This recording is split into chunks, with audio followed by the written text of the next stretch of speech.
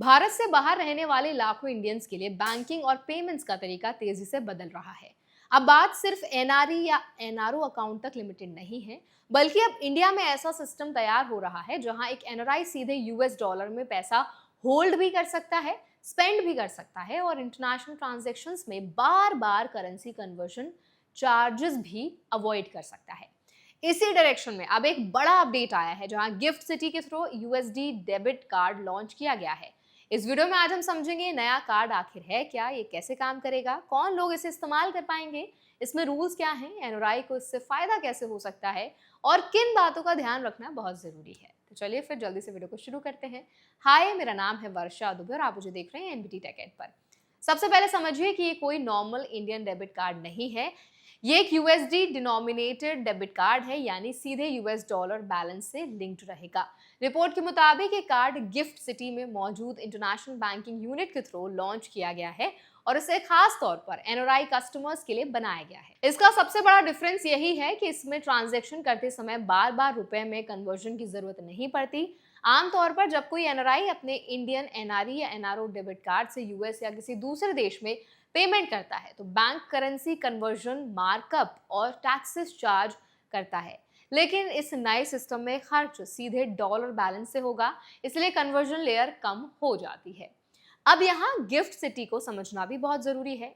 गुजरात का gift city यानी कि Gujarat international finance tech city India का इंटरनेशनल फाइनेंशियल सर्विसेज सेंटर माना जाता है। यहाँ ऑपरेटिंग फाइनेंशियल यूनिट्स को कई मामलों में ऑफशोर स्ट्रक्चर जैसा ट्रीटमेंट मिलता है। इसी वजह से यहाँ फॉरेन करेंसी अकाउंट्स और ग्लोबल बैंकिंग प्रोडक्ट्स ऑफर किए जा रहे हैं। कई रिपोर्ट्स में ये भी बताया गया है कि गिफ्ट सिटी के थ्रू एनआरआईज को फॉरेन करेंसी में इन्वेस्टमेंट और बैंकिंग ऑप्शंस दिए जा रहे हैं, जहां रिपेट्रिएशन और ग्लोबल ट्रांजैक्शंस रिलेटिवली आसान बनते हैं। अब बात करते हैं इस नए यूएसडी डेबिट कार्ड की। ये कार्ड एक यूएसडी ग्लोबल सेविंग्स अकाउंट से लिंक्ड रहेगा। इसका मतलब अगर किसी एनआरआई के पास डॉलर बैलेंस है तो वो उसी बैलेंस से ऑनलाइन शॉपिंग, पीओएस पेमेंट्स और एटीएम ट्रांजैक्शंस कर सकता है। सबसे इंटरेस्टिंग बात यह है कि इसे ग्लोबली इस्तेमाल किया जा सकेगा, जिसमें इंडिया भी शामिल है। लेकिन गिफ्ट सिटी के अंदर इसका इस्तेमाल अलाउड नहीं होगा।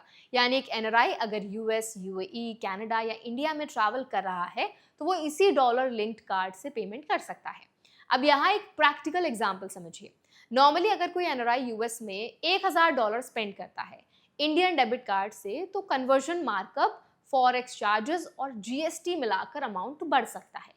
लेकिन इस नए मॉडल में खर्च सीधे यूएसडी बैलेंस से होगा, इसीलिए एक्स्ट्रा कन्वर्जन कॉस्ट कम हो सकती है। रिपोर्ट्स के मुताबिक फ्रिक्वेंट डॉलर स्पेंडिंग करने वाले एनआरआईज के लिए इसमें ईयरली सेविंग्स भी पॉसिबल हो सकती हैं। अब सवाल आता है कि इससे इंडियंस को क्या फायदा मिलेगा।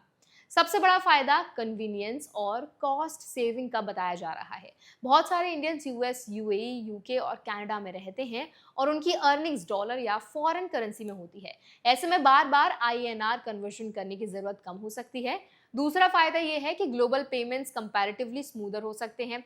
तीसरी इंपॉर्टेंट चीज ये है कि फॉरेन करेंसी एक्सपोजर मेंटेन किया जा सकता है। लेकिन यहाँ एक बहुत चीज इंपॉर्टेंट है जो ध्यान देने वाली है, वो ये है कि कोई फ्री फॉर ऑल प्रोडक्ट नहीं है। ये रेगुलेटेड बैंकिंग फ्रेमवर्क के अंदर ऑपरेट करेगा, यानी अकाउंट ओपनिंग, केवाईसी, एफईएमए कंप्लायंस और एलिजिबिलिटी रूल्स फॉलो करने होंगे। गिफ्ट सिटी अकाउंट्स और आईएफएससी बैंकिंग स्ट्रक्चर अलग रेगुलेटरी सेटअप के तहत चलते हैं। इसीलिए किसी भी एनआरआई को अकाउंट खोलने से पहले अपने रेजिडेंशियल स्टेटस, टैक्सेशन रूल्स और कंट्री ऑफ रेजिडेंस के टैक्स रूल्स भी, लॉज को भी समझना बहुत जरूरी है। एक्सपर्ट्स लगातार ये भी कहते हैं कि सिर्फ नया फाइनेंशियल प्रोडक्ट देखकर एक्साइटेड होने के बजाय उसके कंप्लायंस एंगल को समझना भी जरूरी है, क्योंकि अलग अलग देशों में फॉरेन एसेट रिपोर्टिंग और टैक्स डिक्लेरेशन के रूल्स अलग हो सकते हैं। खासकर यूएस बेस्ड इंडियंस को हमेशा cross border taxation rules carefully check करने चाहिए। एक और इम्पॉर्टेंट बात यह है कि इंडिया अब धीरे धीरे एनआरआईज के लिए ग्लोबल बैंकिंग इकोसिस्टम बनाने की कोशिश कर रहा है। पिछले कुछ समय में गिफ्ट सिटी को लेकर इन्वेस्टमेंट्स, फॉरेन करेंसी डिपॉजिट्स और इंटरनेशनल फाइनेंशियल प्रोडक्ट्स पर काफी फोकस बढ़ा है। इसका मतलब आने वाले समय में एनआरआईज के लिए ऐसे और प्रोडक्ट्स देखने को मिल सकते हैं जहां इंडिया बेस्ड स्ट्रक्चर के अंदर ग्लोबल बैंकिंग सुविधा मिले।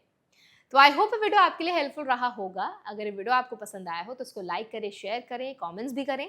ऐसे और अपडेट्स के लिए हमारे चैनल एनबीटी टेक एड को भी जरूर सब्सक्राइब करें।